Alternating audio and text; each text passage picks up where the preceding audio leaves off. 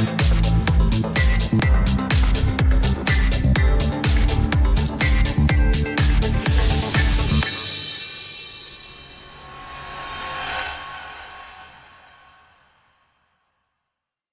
everyone, welcome to my show, From Stuck to Unstoppable, how divorce can be the catalyst for the most extraordinary chapter in your life. Learn how 21 mindset experts can help you shift, thrive, and create the life of your dreams. Now, this is not limited only to women who are experiencing divorce or separation.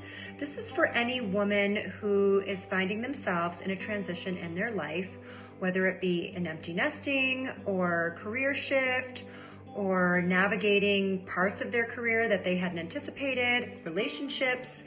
Gosh, there's a myriad of things that one could be in transition with.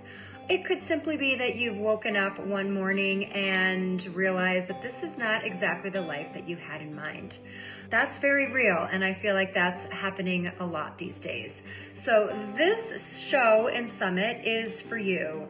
I have curated a handful of wonderful mindset specialists, casting a wide net of expertise from health, wealth, marriage, divorce, relationships, financial, grief, all sorts of things that will help you navigate your way into living the best version of yourself in your life.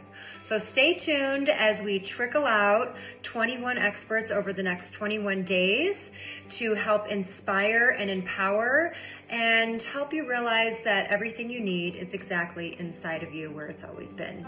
So join me on this little adventure, and I look forward to seeing you. Thanks so much.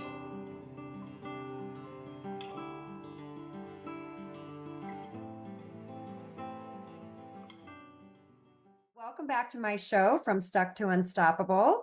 My name is Christina Price. I'm your host, and today with me is Virginia Dale Manning, who is a licensed therapist and AKA the realist. Okay. Yeah. Yes, you are providing a practical approach to mental health and wellness, and she is the psychotherapist for individuals ready to feel alive again. She's the author of a couple books, one that is getting ready to drop this month, called Set Apart, The Journey to Find Hope in a Time of Shame, Loneliness, and Death. And this is a memoir, correct? Yes, a memoir. Yes, this is wonderful. She is on a mission to impact 2 million people in the next 3 years by helping them overcome life's common challenges through empowerment, education, and inspiration. And she has a really great podcast called Girl Talk Mental Health, which dispels and destigmatizes mental health stereotypes, along with all sorts of ways to address everyday challenges, one through mindset shift. So I'm going to turn the floor over to her and let her introduce herself, give us a little backstory as to how she found this purpose and this path and this mission, and to hear a little bit more about your strategies. Absolutely. Thank you, first of all, for giving me the opportunity to share my story, because that is a part of impacting the 2 million people. Right. Yay. Yay. Of course, as you said, I'm a mental health therapist. I've been licensed since 2011. I have a practice in Houston, Texas. I'm always expanding. My next expansion, I'm looking forward to expanding into Atlanta because I love Atlanta. I had a practice in my hometown that I just closed down, the storefront, but I still service people in that area. So I'm just on a mission to just be sure that I continue to educate people about mental health. Because if you could see this lady back here, she's the reason why I'm a mental health therapist. So December 1st, 1994, she completed suicide on her third attempt. And so I feel if we had known more, me and my siblings, especially me, because I was the middle child. So there's a gap between me and my younger brother, he's 10-year gap. So I was essentially not the only kid, but I was home alone a lot with her. And I saw a lot of her mental health challenges, even though we didn't know too much about what it is until now, which is where the Set Apart book comes from. It's a memoir of my childhood traumas from having a mother who has mental health issues, depression, and multiple suicide attempts. And so she's the reason why I'm a therapist today, because I feel like if we had been more educated about mental health, because nobody really knew too Talked much about it about back. it. 1994, especially in minority communities, didn't know too much about it or anything. It's just we have, and I can't say it's a bad habit because I love me some Jesus and all that stuff, but we did have the take it to the church, take it to Jesus, pray about it, all that, which is, yeah, you should. But at the same time, we on There's earth practical for a approaches that mission. could. Yeah, we Mhm. on earth as a mission. So why, if he only wanted us to go to him, why would he put us on earth to accomplish a purpose and a mission that he has for us? And so that's what part of my mission is with the Girl Talk Mental Health, is to educate people, especially with the diversity of the different ways that mental health issues look. But diversity is in everything, Uh-huh. even in mental health. So I want people to hear different perspectives, Mhm. different personal stories, different clinical, research-based Right. types of things and ways that people have experienced and overcome mental health issues so that people can feel more comfortable about their own mental health skin and Mhm. taking care of their needs without feeling like they have to succumb to the stigmas, stereotypes, Mhm. societal norms, and the statistics about mental health.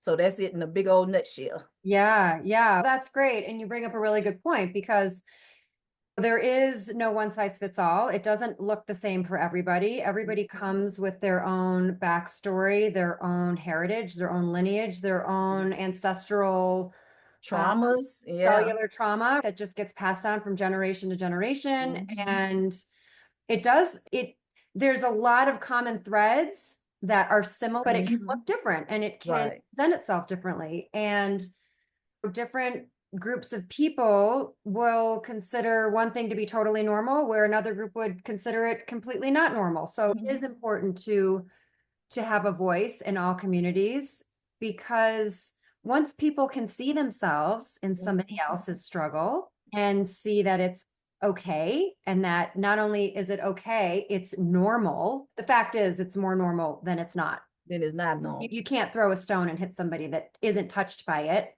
And One that way. you're able to overcome it too is Right. another important component, because if it's generational, that means you probably seen it not overcome. That's why it's so generational, Right. because it's normalized. Right. Oh, this is okay. It's just What you how it talking is. about? What you Yeah. think is wrong? Nothing is wrong. My mama did it. My grandmother did it. My Right. great grandmother did it. I've seen it all my life. This is, what are you This is talking about? normal. So that's why education is important, because you have to refill yourself up with new knowledge in order to do something a different way. Yeah. And I love that you talk about that in your podcast, because I think part of the challenge with so many people, women especially, think that there is just the one way, and they don't allow themselves to really dive into their dreams or their wants or their desires, because they're like, no, that's just a dream. There's no way to actually create that. And so Right. people that are in your field and coaches and all these wonderful women who are paving the way and supporting people stepping out of their comfort zone, trying to do something bigger and better and dream bigger and better is so important, because until you Mhm. see it, there are those few that just decide that they're going to be something bigger and greater and better. But for the rest of us, it really helps to have a little bit of a beacon or a mentor. Yeah. And even the ones who are being successful, they still have issues Mhm. and things, Mhm. barriers, right? Yeah. But the difference is that they sought new information, or Mhm. they're using new information as well. It's not just about the seeking, it's also the using of it. Right. And they charted a new course, right? A new path. Everybody has their something. Nobody's immune to having some kind of stroke or issue going on.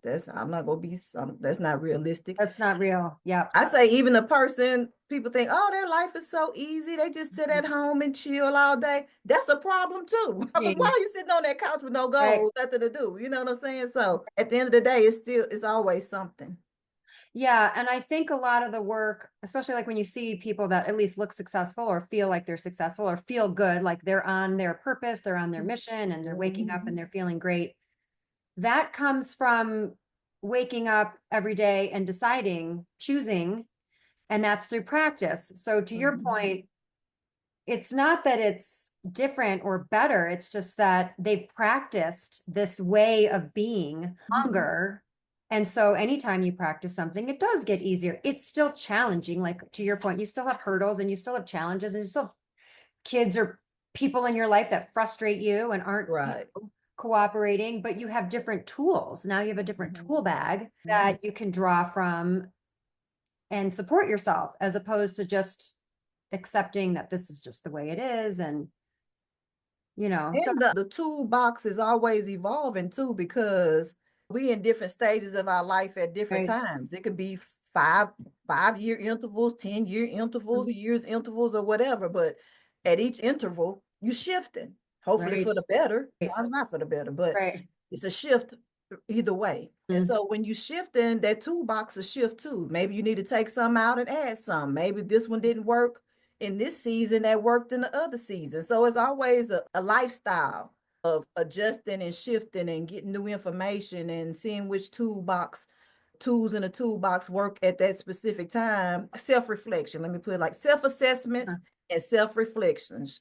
Reflection should be a constant part of your lifestyle. That way you can know what you're doing well, what you're not doing well. How do mm, I need to shift? Because one thing people do a lot, I notice in the practice, especially with uh-huh. women, is that we always think something is wrong with us. I've been trying this and it's not working. I keep trying it and I tried it again and I tried it again and I tried it again and I tried it again and I tried it again.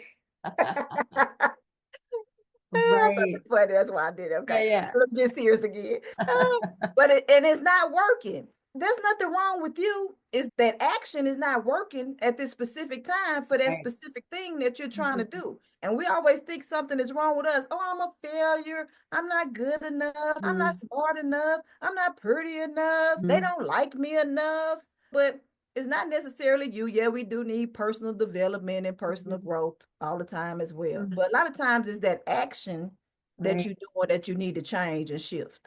And a lot of times, at least in my experience, it's often something that did work once before. Again, probably at a different phase in life. Mhm. And so you're like, oh, that's my go-to. That worked once before. I'll just keep doing that. Yeah. And so the idea, to your point of being curious and always shifting, okay, wow, that used to work. That's not working. So it's not that there's something wrong with me. It's just that there's Mhm. something wrong with the tool that I'm using. I'm going to have to go Find a find little, a different yeah, or tool, tweak different it a little. approach. Yeah, feedback is really good because as I feel like I've said it a few times on some different episodes that information is neutral. Information is just information.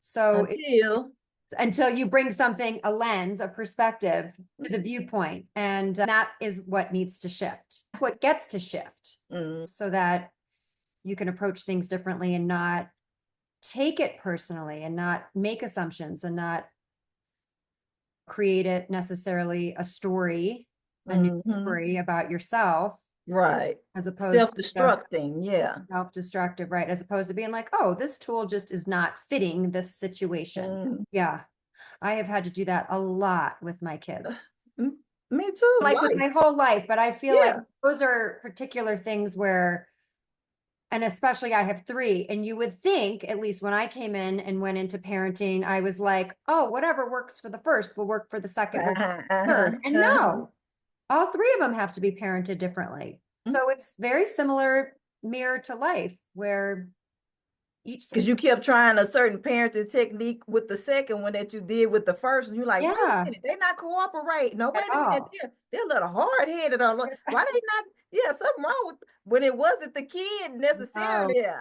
just a different language. So yeah, Mhm. our toolbox is definitely need to evolve and change and adapt in order to serve us best, right? Because Mhm. isn't that the game? Yeah, to Yeah, win too. yeah, yeah. Okay, so tell us more about your approach. So I know that when we spoke the first time, you just have a very realist approach to serving your clients. What does that look like? Okay, the realist therapist, yeah. Therapist. Yeah, But exactly. I've been told a lot because Mhm. this came from the clients. When you tag yourself, it's stuff that people should tell you, Sure. what you're Ideally. doing for them. And so I'm always told that I'm practical. Yeah, I know about Freud and Maslow, all the theories that we have to study to get the licensure or Yeah. whatever. But what good would that do for you if I tell you all of these things that Freud said in his conditioning studies and things like that? yeah, I use those tools and techniques, but I bring them more to real life. That's why I say the realist, real life scenarios and situations specific to that person, because everybody's situation is different. Mhm. Everybody's scenario is different. I don't like the cookie cut. I tell my clients all the time, what do you want? This is your therapy sessions. Right. What do you need? Yeah. So that we can develop a plan that's best for you. I can give you a million tools and tips and whatever, but we need things that are specific for you. I like the individual approach of giving the person exactly what they need, Mhm. specific to their lifestyle of the issue that they have going on. Real life scenarios, practical tools, and tips Mhm. that they can really use today. And I made a little note because this struck me as something really neat that often traditional therapists don't use are your vision boards. Oh yeah, I love my vision boards now. Yeah. I've always had vision boards. I have a million billion of them. I haven't made one for 2025 yet. My daughter was in an accident and that kind of threw me off a lot of my paths or whatever. But she's been saying, when we gonna do a vision board? When we gonna do You a do one vision every board? year for yourself.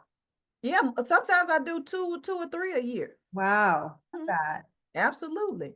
And I just like looking at the pictures because, and sometimes I use words and pictures, but pictures because they're more vivid for me, Uh-huh. right? I don't have to try to read it. I could just look at the picture and I'm looking at one right now. That's why I'm looking this way. Uh-huh. I have one right here and then I have one over here. Can't see them, but yeah, I have two. And Uh-huh. I have them, the previous ones just sitting there because I collect them. I'm a collector. And they help me really keep my vision in plain sight so that I can always know that's a part of my self-reflection because I can always just look at them. Okay, Virginia, you're not on track with this book. Tell you the truth, the book is 2 years behind.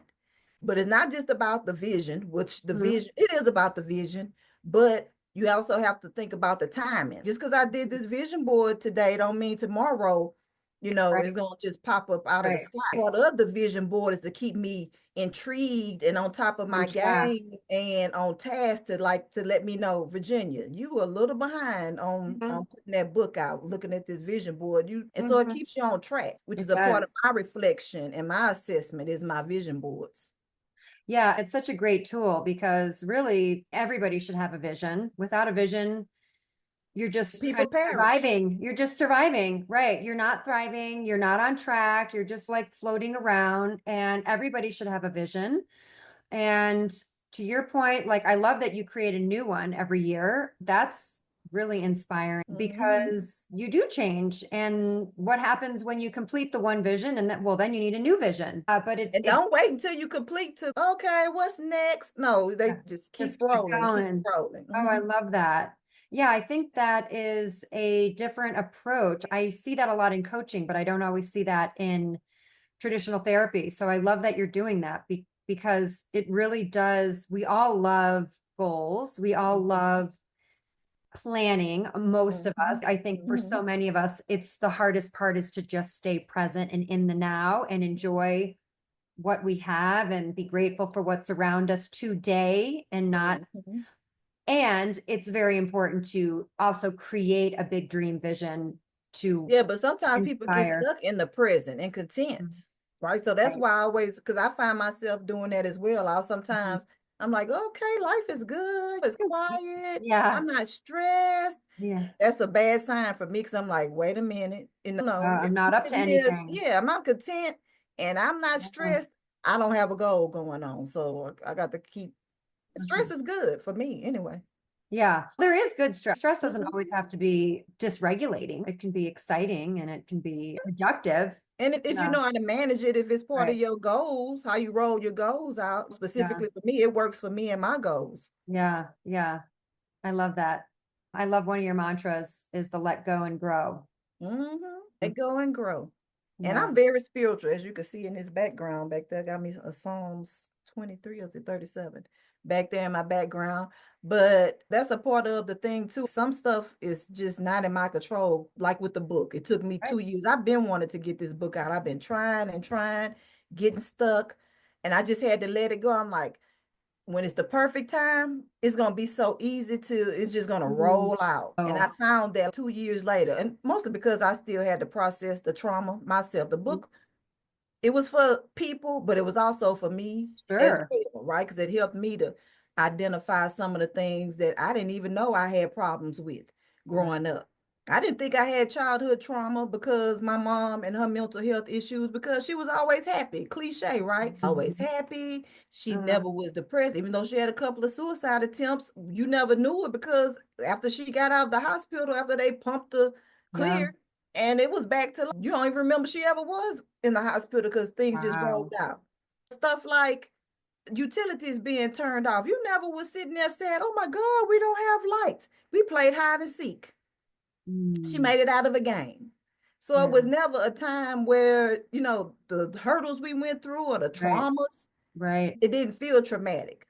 That's interesting. So she really hit it really well. Very well. Yeah. Very well.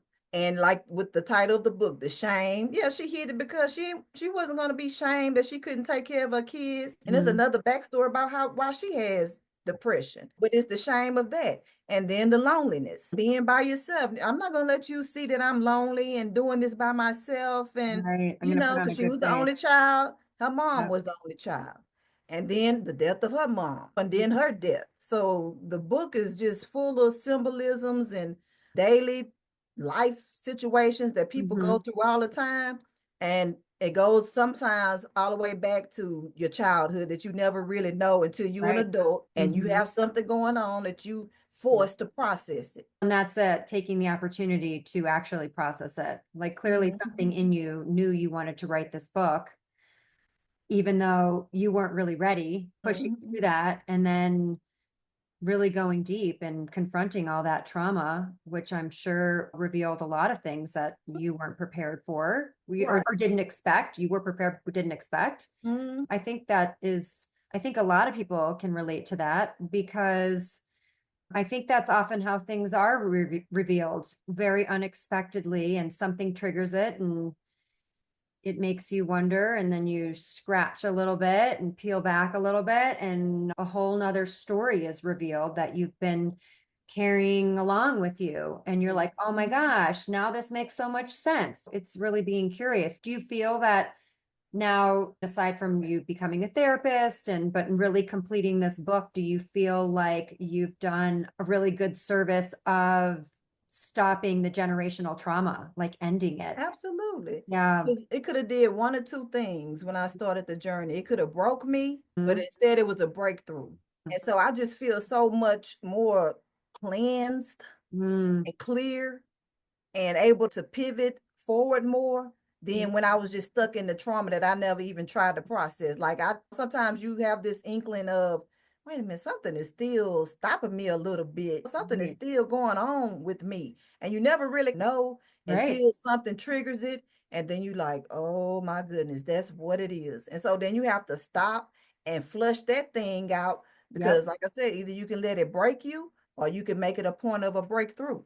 Yeah, it's so true. That's really powerful. And it's easier said than done. And it can happen quickly if you commit to it. It doesn't Mhm. always have to take years Two and years and years. years, especially when you have the right partnership and support and you're really showing up to do the work. It's amazing how quickly you can transform when you're really open, Mhm. curious. Yeah. And I think it did happen fast for me. Yeah. I was willing to commit to it because it took 2 years. I started it and I'm like, nope, let me put this scary, Uh-huh. hairy beast to the side. I do Right. not want to feel this and look at this Mhm. and think about this. It's been what, about 20 plus 30 years, really about almost Mhm. 30 years, 94, about 30 Yeah. years. Yeah. 31. I'll be 31 this year, Yeah. December 1st. I just put it to the side for all those years, even the 30 years, because life is life, and Yep. you take care of the kids, you Yep. going to school, you're trying to Oh build a yeah. career, stuff that you really don't have time to think about until you have to think about it. And then that's when it hits. Yep. I'm so glad that you were courageous enough to put it down into a book because I know it's going to help a lot of people. Anytime you have a shared experience of some sort, it can transform other people's lives. So Mhm. I'm grateful that you were courageous enough and brave enough to confront your own traumas so that other Mhm. people could really unearth theirs and heal and grow and feel connected and not Mhm. isolated. Yeah, and I think this the So. last book. I don't think I'm writing another one. Go ride this one out. That's right. Yeah. This one, and then change your vision board and have something else come on. I mean, you Uh, have a pretty big vision right now with 2 million people. So I'm really excited for you on that. Thank you. Yeah. It is, Yeah. but it's been such a blessing how I know once again this is the right time. These two things that Yeah. have been on my heart a lot, the empowering and educating 2 million people Mhm. and writing that book, both of them are simultaneously rolling out easy. Like I had to do some work on me. That's right. That's where the block was. I was my own block. That's right. And that's what is true for all of us, right? Like we are the ones that hold us back. So Mhm. I would encourage anybody who's watching to reach out and connect and find support because there's a whole world of possibilities waiting and And it's it doesn't always have to be a therapist, which is what the beauty of Girl Talk Mental Health is too. Sometimes people they don't want to do the therapy thing, which is right, fine, but get some right. help, Yeah, whatever get some help. inspiration you need. That's And right. another big tip, y'all, if you find a therapist and the therapist, or you're not vibing with the Yep. therapist, oh, Try I'm a new there. one. There you go. It's just like Absolutely. dating. I'm like, it's chemistry. You don't date one person and say, oh, And it didn't stop. work out, Yeah. and then never, you just keep doing it. It's chemistry, it's energy. So I've always told people that shop around. You'll find one Mhm. that fits and it will change your whole world. So Absolutely. yeah, that's great advice. I'm glad you said that. Yeah. Mhm. Virginia, thank you so much for joining me. This was You're so great. welcome. I look forward to speaking with you again in the Absolutely. future. And everybody, keep an eye out for her book. It's dropping very soon. And give it a read and give her a follow and go check out her podcast and reach out. You're not alone. Yeah. Thank Absolutely. you. Bye. I'll see you Thanks. soon. Thanks, Virginia.